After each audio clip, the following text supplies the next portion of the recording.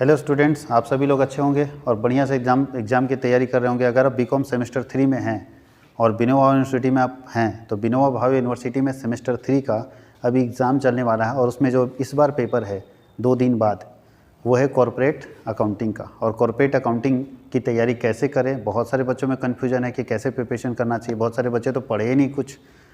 तो ऐसे बच्चों के लिए जिनको कन्फ्यूज़न है, जो नहीं पढ़े हैं और तैयारी अच्छी नहीं है, उनके लिए कॉमर्स वर्ल्ड हजारीबाग अकेला जिंदा है जो उनकी सेवा में लगातार तत्पर लगा हुआ है। और आपकी सेवा, चूँकि आप जब तक अपनी तैयारी मजबूत नहीं कर लेते तब तक कॉमर्स वर्ल्ड हजारीबाग आपके साथ रहेगा और आपको मजबूत करवा के मानेगा अगर आप पढ़ना चाहते तो कॉमर्स वर्ल्ड हजारीबाग इस सिलसिले में कॉरपोरेट अकाउंटिंग का मॉडल पेपर लेकर आया। और चूँकि हम लोग 2 मॉडल पेपर ऑलरेडी जारी कर चुके हैं, मॉडल सेट 1, मॉडल सेट 2, उसके सारे वीडियोज़ आपके पास पहुँच गए। आज हम लोग मॉडल सेट 3 लेकर आ रहे हैं। और अगर आप ये तीनों मॉडल सेट को अच्छे से स्टडी कर लेते हैं तो आपके एग्ज़ाम पॉइंट ऑफ व्यू से बहुत ही मदद मिलने वाला है। और एग्ज़ाम में थ्योरी के क्वेश्चन इसी मॉडल पेपर से आएंगे, इसकी गारंटी है। लेकिन न्यूमेरिकल क्वेश्चन, इससे कोई इस दुनिया में नहीं बोल सकता कि न्यूमेरिकल कहाँ से आएगा। ये हम भी नहीं बोल सकते और आप भी नहीं बोल सकते, यूनिवर्सिटी भी नहीं बोल सकती। लेकिन ये तो इस अनुमान लगाया जा सकता है कि कौन कौन से चैप्टर से आएंगे। तो जो चैप्टर्स हम आपको बता रहे हैं, जिससे न्यूमेरिकल प्रॉब्लम हम आपको सॉल्व करा रहे हैं, उससे बाहर नहीं जाएगा। बट थ्योरी के क्वेश्चन तो इसी से आएंगे, एकदम नो डाउट, कहीं भी कोई कन्फ्यूजन नहीं होना चाहिए। तो चलिए हम लोग आज मॉडल सेट 3 लेकर आए हैं और मॉडल सेट कॉर्पोरेट अकाउंटिंग का 3 कंप्लीट कर लेते हैं। और सिर्फ आपके पास 1 या 2 दिन बचा हुआ है तो जी जान लगा के इसको पूरा वीडियो को ठीक से देखिए और अपने दोस्तों तक शेयर भी कीजिए अगर अच्छा लगे तो। अगर लगे कि कॉमर्स वर्ल्ड हजारीबाग आपके एग्जामिनेशन में कुछ मदद कर पाया तो आप बस एक मेहरबानी करना कि आप इस वीडियो को ज़्यादा से ज़्यादा लोगों तक शेयर करो। और सेमेस्टर 4 के लिए कॉमर्स वर्ल्ड हजारीबाग अपना डिजिटल प्लेटफॉर्म के ऊपर भी और ऑफलाइन में भी 10 मार्च से क्लास स्टार्ट करने जा रहा है। तो अगर आप विनोबा यूनिवर्सिटी के स्टूडेंट हैं या झारखंड में किसी यूनिवर्सिटी के स्टूडेंट है या बिहार बोर्ड में किसी यूनिवर्सिटी के स्टूडेंट है तो आप हमारे दिए हुए नंबर पर फ़ोन करके हमसे जुड़ सकते हैं। सारे बैचेज, चाहे रांची यूनिवर्सिटी हो, चाहे विनोद बिहारी कोयलांचल यूनिवर्सिटी, चाहे कोल्हान यूनिवर्सिटी हो, चाहे विनोबा यूनिवर्सिटी हो, हर यूनिवर्सिटी के सिलेबस के अकॉर्डिंग आपके क्लासेस प्रोवाइड किए जाएंगे। साथ ही साथ आपको स्टडी नोट्स दिया जाएगा।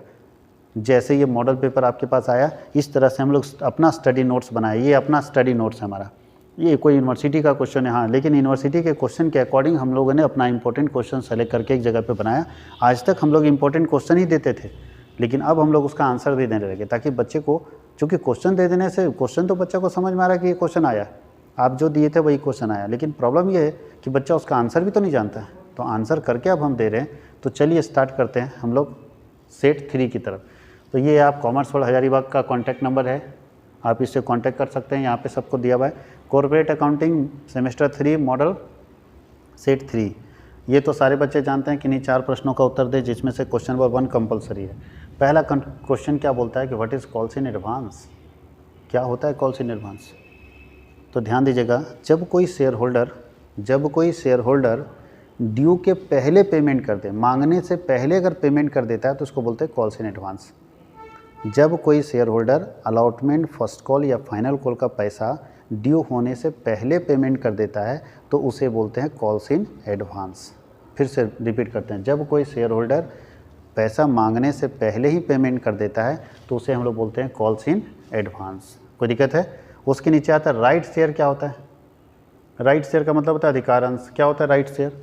तो ध्यान दीजिएगा कि राइट शेयर एक कंपनी अपने पुराने शेयर होल्डर को एक्स्ट्रा शेयर जारी करती है, जिसको हम लोग राइट शेयर बोलते हैं। यानी एक कंपनी अपने ही शेयर होल्डर को एक्स्ट्रा शेयर जारी करती है कि हम आपको राइट शेयर देते हैं, यानी अधिकार बढ़ाते हैं आपका हिस्सा, यानी आपका बिजनेस में अधिकार बढ़ा देते हैं। पहले 10% के हिस्सेदार थे, अब आपको 12% के हिस्सेदार बना देते हैं। तो बोलते हैं एक कंपनी का कॉन्सेप्ट क्या होता है कि एक कंपनी अपने पुराने शेयर होल्डर के अधिकार को बढ़ा देती है और अधिकार को बढ़ाने के लिए जो अंश जारी किए जाते हैं उसे हम लोग अधिकार अंश या राइट शेयर कहते हैं। किसी को कोई दिक्कत नहीं? अधिकार निर्गमन वित्त प्राप्त करने का एक सस्ता साधन है, पैसा लाने का एक अच्छा साधन है, क्योंकि हम अपने ही पुराने शेयर होल्डर को शेयर बेच देते हैं। तो जब हम अपने ही पुराने शेयर होल्डर को शेयर बेच देते हैं तो इसको हम लोग बोलते हैं राइट शेयर। और राइट शेयर को हम लोग बोलते हैं जो वर्तमान अंशधारकों को अंश पूंजी के निर्गमन से संबंधित है, यानी पुराने शेयर होल्डर को ही अपना शेयर बेचेंगे तो वैसे शेयर को राइट शेयर बोलेंगे। नीचे बोलता है बुक बिल्डिंग प्रोसेस क्या है। ध्यान दीजिएगा, इसमें बुक बिल्डिंग पूछा जा सकता है, छोटा 2-2 नंबर का क्वेश्चन है। बुक बिल्डिंग क्या है? एक नया कॉन्सेप्ट है बुक बिल्डिंग, एक नया कॉन्सेप्ट है बुक बिल्डिंग। बोलता है क्या? इसको बोलते हैं पुस्तक निर्माण। कंपनी के समता अंशों के सार्वजनिक प्रस्ताव के विपणन के लिए प्रयोग की जाने वाली प्रक्रिया है। यानी अगर आप कंपनी में शेयर बेचना चाहते हैं तो पब्लिक शेयर कैसे बेचेंगे, मार्केटिंग कैसे करेंगे? तो अगर मार्केटिंग करना चाहते हैं अपने शेयर को बेचने के लिए तो उसकी एक प्रक्रिया का नाम है बुक बिल्डिंग। यह विधि अधिकांश विकसित देशों में, यानी जो डेवलप कंट्री है उस जगह पे अपनाई जाती है, परंतु भारतीय पूंजी बाजार में इसका प्रयोग हाल ही में प्रारंभ हुआ है। सेबी ने इसकी पहल निर्गमित की जाने वाली प्रतिभूतियों के मूल्य निर्धारण में अधिक पारदर्शिता प्रदान करने के लिए की है। मतलब सेबी क्या कर रखा है, ये चूँकि डेवलप कंट्री द्वारा ज़्यादा यूज किया जाता है बुक बिल्डिंग प्रोसेस, लेकिन सेबी क्या किया है कि जो भी कंपनियां अपना शेयर बेचेगी उसके जो शेयर के मूल्य निर्धारित होंगे उसमें पारदर्शिता हो, ट्रांसपेरेंसी हो, कोई धोखाधड़ी नहीं हो, उसको ठीक करने के लिए सेबी ने भारतीय कंपनियों के ऊपर भी बुक बिल्डिंग प्रोसेस को अप्लाई करने के लिए फोर्स किया कि आप भी बुक बिल्डिंग प्रोसेस अप्लाई करो। और आज के समय में बुक बिल्डिंग प्रोसेस के अनुसार ही सारी कंपनियां अपना शेयर इशू करती है, अपना शेयर जारी करती है। तो बुक बिल्डिंग एक ऐसी प्रक्रिया है जिसके अंतर्गत एक कंपनी अपने शेयर को मार्केट में बेचे, उसके लिए नए तरीके से मार्केटिंग करती है और जो सिस्टम है उसी सिस्टम से अपने शेयर को बेचती है जिसमें ट्रांसपेरेंसी मेंटेन होती है। आगे क्वेश्चन पूछता है कि माइनॉरिटी शेयर होल्डर क्या होता है? आप सभी लोग पढ़े होंगे होल्डिंग कंपनी। तो बोलता है कि होल्डिंग कंपनी ऐसी कंपनी होगी जो किसी दूसरी कंपनी में 51% या उससे ज़्यादा का हिस्सा खरीद लेगी। ऐसी कंपनी जो किसी दूसरी कंपनी में 51% या उससे ज़्यादा का हिस्सा खरीद लेती है, ऐसी कंपनी को होल्डिंग कंपनी कहते हैं। अब मान लीजिए कि ए, ध्यान दीजिएगा जहाँ पे ए लिमिटेड एक कंपनी है, ए लिमिटेड ने 80% शेयर किसी कंपनी में खरीदा, तो 80% का मालिक तो ये है, बचा जो 20% वो क्या कहलाएगा? तो बोलता है कि जो होल्डिंग खरीद लेता है उसको होल्डिंग कंपनी बोलते हैं और जो होल्डिंग के बाद बच जाता है उसको माइनॉरिटी शेयर होल्डर बोलते हैं। तो माइनॉरिटी शेयर होल्डर ऐसा शेयर होल्डर होगा जिसके पास 50% से कम हिस्सा होगा। यानी ऐसा शेयर होल्डर जिसके पास 50% से कम हिस्सा होगा, जो होल्डिंग कंपनी को खरीदने के बाद बचे हुए शेयर में अपना हिस्सा मांगेगा, ऐसी कंपनी को हम लोग माइनॉरिटी शेयर होल्डर बोलते हैं। ऐसे शेयर होल्डर जिनके पास माइनॉरिटी शेयर है, मेजॉरिटी शेयर नहीं, कम शेयर है, कम के मतलब 50% से कम। तो ऐसे शेयर होल्डर जिनके पास 50% से कम शेयर होते हैं उन्हें माइनॉरिटी शेयर होल्डर बोलते हैं। जिनके पास 50% से ज़्यादा शेयर होते हैं उन्हें होल्डिंग कंपनी बोलते हैं। अब बोला बोनस शेयर क्या होता है? बोनस शेयर का मतलब होता है एक्स्ट्रा शेयर। जब कंपनी प्रॉफिट कमाती है ना, तो प्रॉफिट कंपनी पैसे के रूप में नहीं देती, कंपनी शेयर के रूप में प्रॉफिट दे देती है। तो अगर कोई कंपनी अपने शेयर होल्डर को शेयर के रूप में प्रॉफिट देती है तो वो शेयर कहलाता है बोनस शेयर। बोनस अंश से अभिप्राय ऐसे अंशों से है जो कंपनी द्वारा अपने विद्यमान अंशधारियों को अनुपातिक आधार पर बिना कोई शुल्क या मूल्य के निर्गमित किए जाते हैं। कंपनी जब कमाएगी ना तो क्या करेगी? कमाएगी तो प्रॉफिट दो तरीका है कि भैया कमाए हैं तो पैसा ले लो, या तो तुम पैसा मत लो, हम तुमको एक्स्ट्रा शेयर ही दे देते हैं, पैसा नहीं मांगेंगे लेकिन शेयर बढ़ा देते हैं।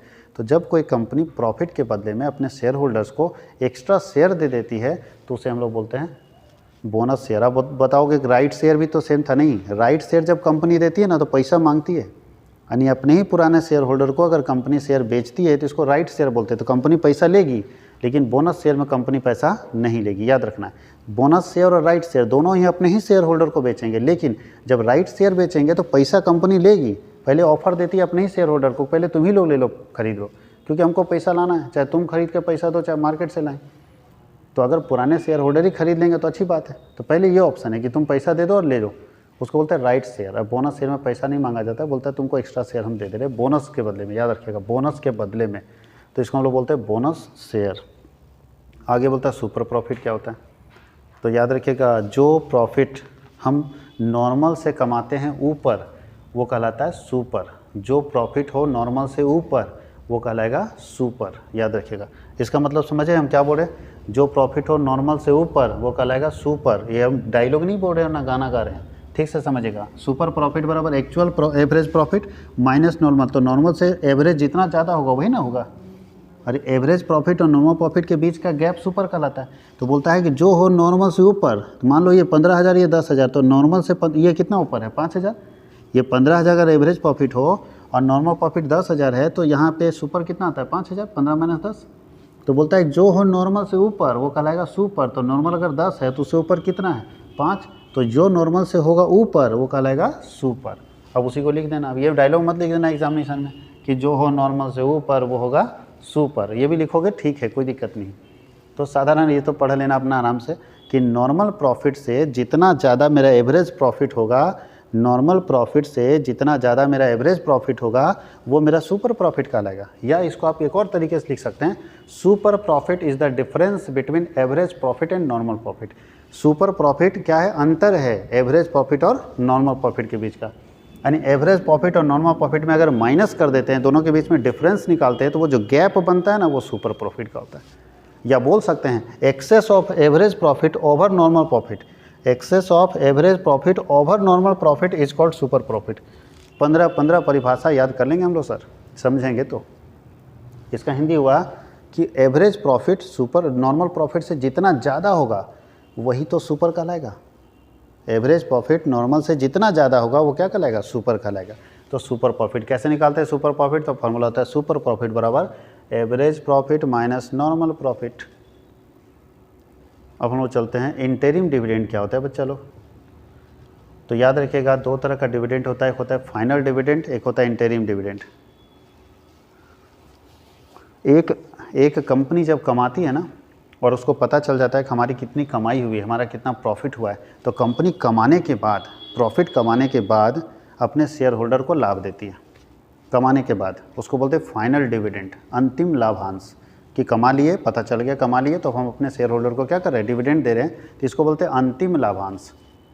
दूसरा, अगर कंपनी कमाई नहीं है बीच में, यानी साल ख़त्म नहीं हुआ, बीच में अगर कोई कंपनी अपना डिविडेंड दे देती है, अपना लाभांश डिक्लेयर कर देती है, कंपनी कमाई नहीं है, बीच में ही अपना लाभ डिक्लेयर कर देती है कि हम इतना लाभ देंगे, तो इसको बोलते हैं एंट्रीम डिविडेंड, अंतरिम लाभांश। अंतरिम मतलब है साल के बीचे में बता दिया, कमाया हुआ नहीं है, इसको खुद नहीं पता है कि हम कमाएंगे कि नहीं कमाएंगे, लेकिन उसके पहले अगर ये लाभ डिक्लेयर कर देता है कि हम इतना लाभ देंगे अपने शेयर होल्डर को, उसको बोलते हैं अंतरिम लाभांश। तो अंतरिम लाभांश साल के बीच में मिलता है, देखिए लिखा भी होगा।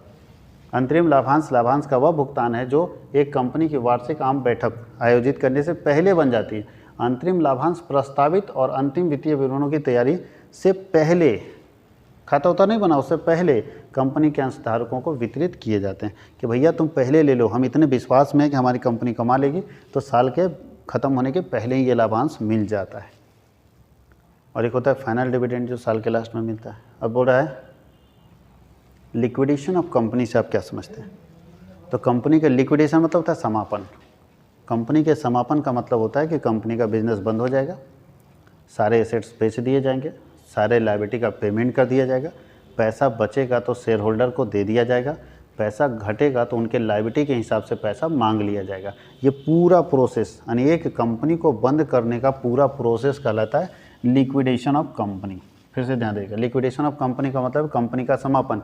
एक कंपनी बनी है तो अगर ख़राब स्थिति होगी तो समाप्त भी होगी। तो कंपनी को बंद करने का जो प्रोसेस है, जो प्रक्रिया है जिसके ज़रिए कंपनी को बंद किया जाता है, ये कहलाता है लिक्विडेशन ऑफ कंपनी। इसमें क्या क्या करेंगे, कैसे कोई धंधे को बंद करना चाहिए, किसी बिजनेस को बंद करना चाहिए, सारे प्रॉपर्टी को बेचेंगे, लायबिलिटी का पेमेंट करेंगे सिस्टमेटिक, जो पैसा बचेगा तो शेयर होल्डर को दे देंगे, अगर घटेगा तो उससे उसके लायबिलिटी के हिसाब से मांग देंगे। सारा पैसा नहीं मांग सकते क्योंकि कंपनी में लिमिटेड लायबिलिटी होता है। अब मान लीजिए कि किसी शेयर होल्डर का 10 रुपये में 7 रुपये दिया बता, तो 3 रुपये मांग लेंगे, लाओ भाई 3 रुपये तुम। लेकिन अगर सारा पेमेंट मार दिया है तब आप कुछ नहीं मांग सकते क्योंकि लिमिटेड लायबिलिटी होता है कंपनी में। और ये हम लोग लिक्विडेशन देख लिया और शॉर्ट क्वेश्चन हम लोगों का कंप्लीट। अब हम लोग चलते हैं, सॉरी एक अभी बाकी है, रिकंस्ट्रक्शन ऑफ कंपनी क्या होता है। तो जब कंपनी लॉस में चली जाती है ना, तो कंपनी को बचाने का एक कारण हो सकता है। अगर कंपनी लॉस में है, अच्छी खासी लॉस में है, तो कंपनी को बचाने का एक अस्त्र है रिकंस्ट्रक्शन। आप रिकंस्ट्रक्शन करके आप अपनी कंपनी को बचा सकते हैं। इसमें क्या कर सकते हैं, बोलता है कि सर हम फिनेंशियल स्ट्रक्चर चेंज कर देंगे, कंपनी का वित्तीय ढांचा परिवर्तन कर देंगे सर, और एक नया रूप देंगे कंपनी का, नया फॉर्म देंगे कंपनी का, और कंपनी को बचा लेंगे। तो कंपनी जब मरने की कगार पर होती है तो एक ऑप्शन होता है रिकंस्ट्रक्शन ऑफ कंपनी, जहाँ पे कंपनी के पूरे फिनेंशियल स्ट्रक्चर को चेंज कर देते हैं, वित्तीय ढांचे को चेंज करके और कंपनी को बचाने का प्रयास करते हैं। क्या क्या करते हैं इसके लिए, तो देखिए यहाँ बोलते हैं अंश पूंजी को कम कर दीजिए, पूंजी में परिवर्तन कर दीजिए, और विद्यमान कंपनी का समापन करके उसके व्यवसाय को दूसरे कंपनी में बना सकते हैं। बहुत सारा ऑप्शन है। आप चाहेंगे तो पहला अंश पूंजी में कटौती कर सकते हैं, अगर चाहेंगे तो कंपनी को बंद करके नई कंपनी बना सकते हैं रिकंस्ट्रक्शन में। तो ये बहुत सारे ऑप्शंस होते हैं। रिकंस्ट्रक्शन का मतलब होता है कंपनी को दोबारा निर्माण करना, यानी दोबारा बनाना। तो दोबारा बनाने का मतलब या तो इसको बंद करके नया बना दीजिए, या तो इसी कंपनी के परिवर्तन स्वरूप को परिवर्तन कर दीजिए, इसके ढांचे को चेंज कर दीजिए। तो ये है रिकंस्ट्रक्शन, मरने के पहले वाला काम। अब हो रहा है पूर्वाधिकार अंश क्या होता है? Preference share. प्रेफरेंस शेयर ऐसा शेयर होता है, थोड़ा ध्यान दीजिएगा, यहाँ पे गलत लिखा गया, रेफरेंस लिखा गया है, प्रेफरेंस होना चाहिए।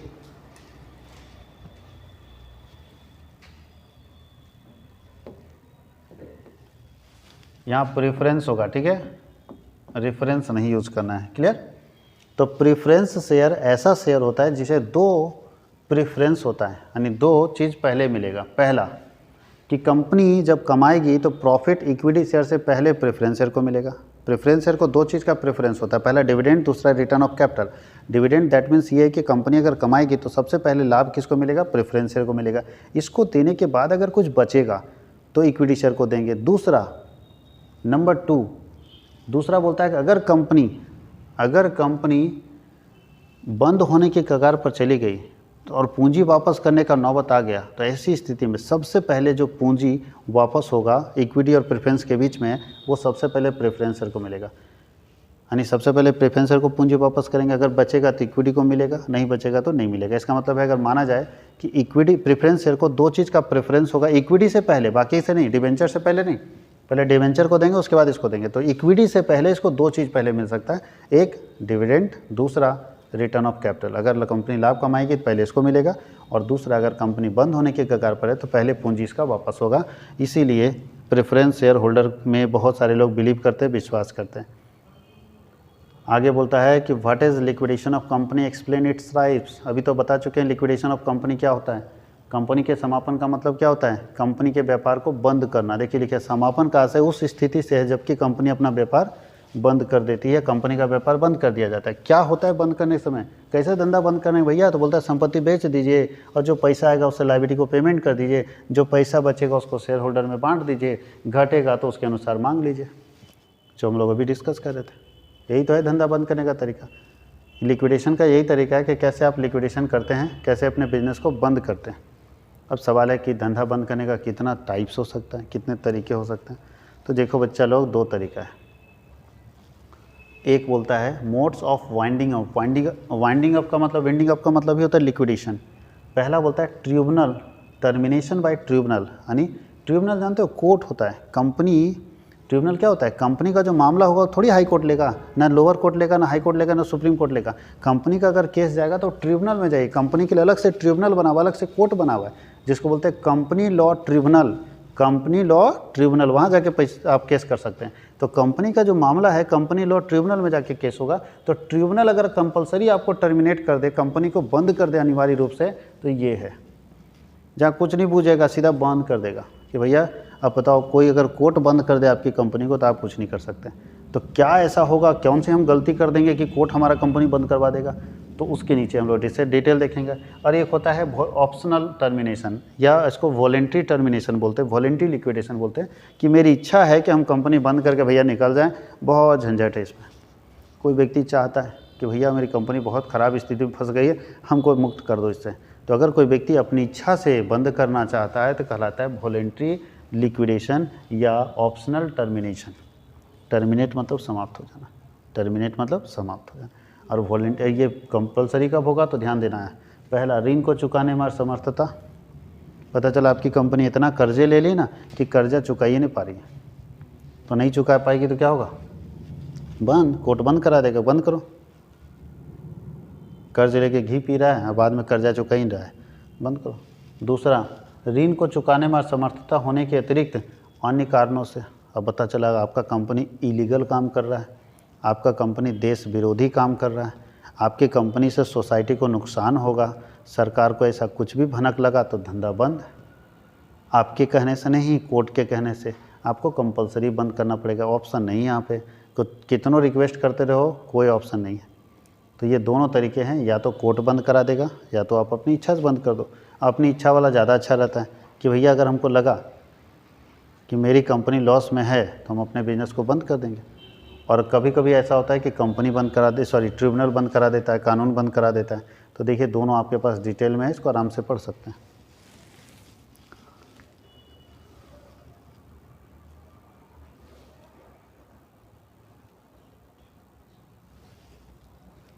पढ़ते रहिए कौन कौन सा लोन चुकाने में असमर्थ होगा।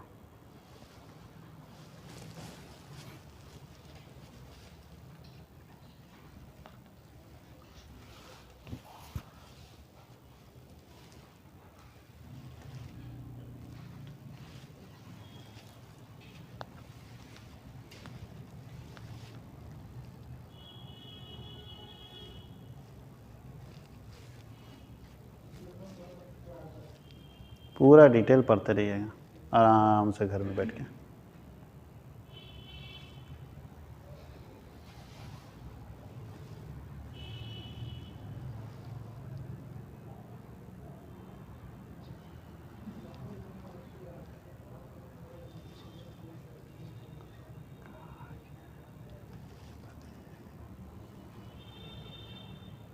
देखिए ये सब डिटेल इसलिए डाल दिए ना ताकि आप लोगों को एग्ज़ाम में तो डिटेल लिखना होगा, आप कैसे लिखेंगे बताइए। इसलिए डिटेल डाल दिए हैं कि आप लिख लीजिए, और जितना ताकत है वीडियो को रोक के लिखते रहिए, पेन ख़त्म हो तब तक लिखते रहिए। परीक्षा है दूसरे की इच्छा। ए भाई ख़त्म हो, कितना दिया है।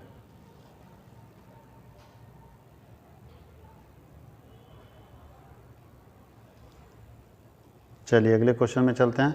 बोलता है what is amalgamation, pass necessary joint in both the parties transferor और ट्रांसफरी। अमलगमेशन क्या है? तो अमलगमेशन पिछले भी हम लोग मॉडल सेट में बता चुके हैं कि जब दो या दो से अधिक कंपनियां जो सेम नेचर की होती है वो मिल के किसी नई कंपनी का निर्माण करती है तो इसको हम लोग अमलगमेशन बोलते हैं। अमलगमेशन में दो पार्टी होता है, एक होता है ट्रांसफरर, एक होता है ट्रांसफरी। ट्रांसफर वो कंपनी है जो अपने बिजनेस को बेच रहा है। सेलर जो होगा, जो अपने बिजनेस को बेचेगा उसको ट्रांसफरर बोलेंगे, और जो उसको खरीदेगा उसको ट्रांसफरी बोलेंगे। और आपको लिखना है कि ट्रांसफरर और ट्रांसफरी के बुक में क्या क्या जर्नल हो सकता है। तो सारे बच्चों को क्लास में जर्नल लिखवाया गया था, वही जर्नल पूरा लिख देना है। बहुत इंपॉर्टेंट है, ये क्वेश्चन आ सकता है ट्रांसफरर और ट्रांसफरी के बुक में क्या क्या हम जर्नल एंट्री करते हैं। तो ये भी क्वेश्चन आप लोगों को दिया जा सकता है, तो इसकी भी तैयारी आप अच्छे से कर लेंगे। ट्रांसफरर और ट्रांसफरी का क्या क्या जर्नल हो सकता है, ये पूरा डेफिनेशन दिया हुआ है, मॉडर्न अप्रोच और ट्रेडिशनल अप्रोच।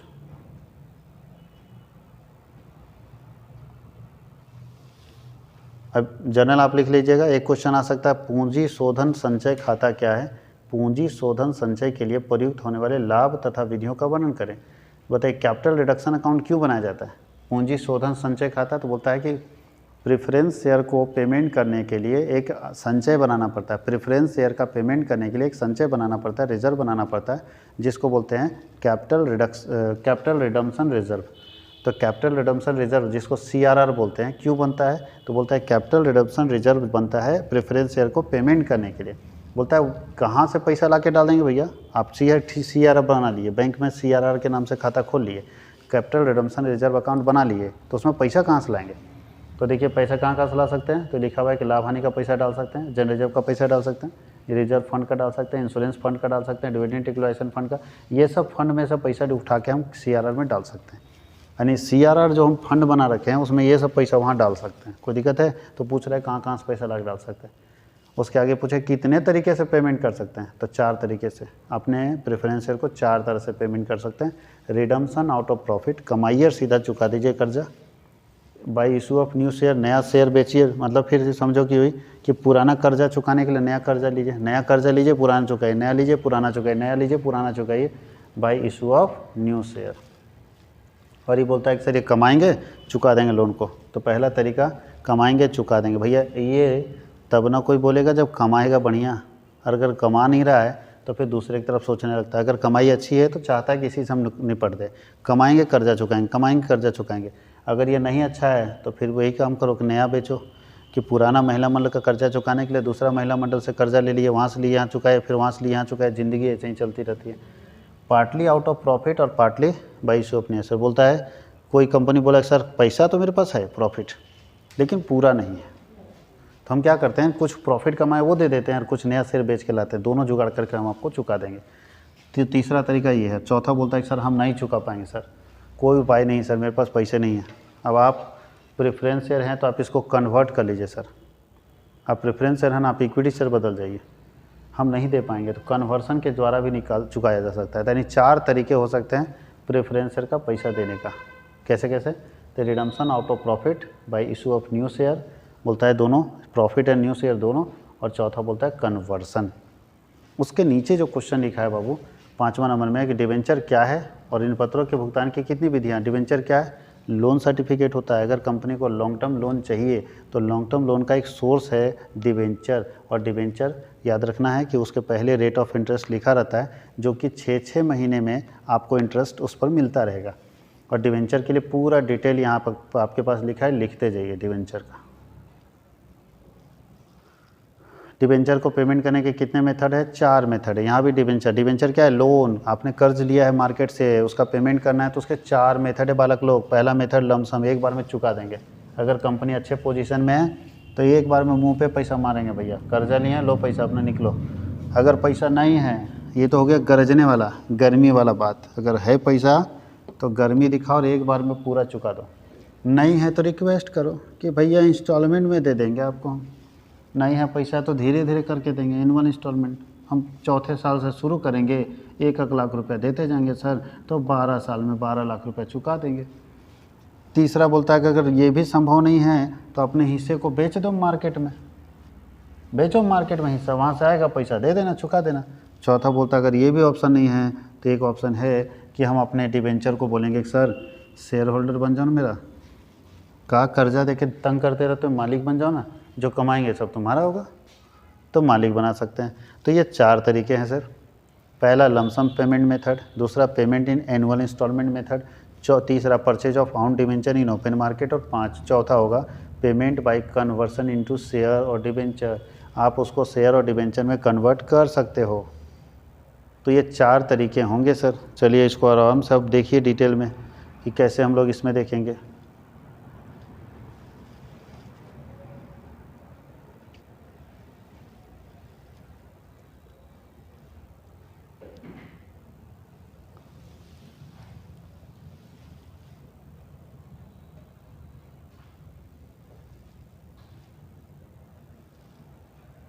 उम्मीद करते हैं आप लोगों को बहुत अच्छा लगा होगा और अच्छे से तैयारी कीजिए। जितना अच्छा प्रिपरेशन रहेगा उतना ही बेहतर रिज़ल्ट आएगा। उम्मीद करते हैं बहुत ही अच्छी तैयारी आपकी होगी। और बस फिर से मैं बता दूं आपको, गुड लक आपके एग्ज़ामिनेशन के लिए। 8 तारीख को ज़बरदस्त फाड़ देना है, कॉमर्स वाल का झंडा गाड़ देना है, जो होगा देखा जाएगा। और बेहतर तरीके से लिखिए, कोई दिक्कत नहीं है। इंस्टीट्यूशन आपको इतना मटेरियल दे दिया है कि आपके लिए बहुत इनफ है। लेकिन एक बात हमेशा याद रखना है कि आप अगर पढ़ रहे हैं तो इसका कोई यूटिलाइजेशन होना चाहिए, इसका कोई इंपॉर्टेंस होना चाहिए। अगर आपके लाइफ में कॉमर्स के लिए कोई इंपॉर्टेंस, कोई यूटिलाइजेशन नहीं है तो आप गलत कर रहे हो। बहुत बच्चे नहीं पढ़ते हैं सर, मत ऐसा कीजिए, क्योंकि आप प्रोफेशनल कोर्सेज में हैं और प्रोफेशनल कोर्स में आप चाहे जिस भी कारण से एकेडमिक अपना डैमेज कर रहे हैं ना, वो जीवन भर आपको अफसोस देगा। एकेडमिक डैमेज मत कीजिए। एकेडमिक सबसे इंपॉर्टेंट है आपका, चाहे जो भी हो। एकेडमिक सबसे इंपॉर्टेंट है, सिर्फ जॉब ही ज़रूरी नहीं है। अगर आप पढ़े रहेंगे ना सर तो कहीं ट्यूशन चला सकते हैं। हम लोग क्या कर रहे हैं, अगर नॉलेज है तो प्राइवेट ट्यूशन चला रहे हैं, आप भी चलाओ। कौन सा किसी को रोका जाता है ट्यूशन चलाने के? यहाँ नौकरी लेने की ज़रूरत पड़ता है क्या? नॉलेज होना चाहिए, पोटेंशियल होना चाहिए, हिम्मत होना चाहिए अंदर, आराम से ट्यूशन चल सकता है, कोई दिक्कत नहीं। प्राइवेट अच्छे टीचर्स बनिए, क्योंकि आज के समय में अच्छे टीचर का रिक्वायरमेंट है। आप टीचर्स बनने की कोशिश कीजिए, अच्छे लीडर्स बनने की कोशिश कीजिए। थैंक यू, धन्यवाद।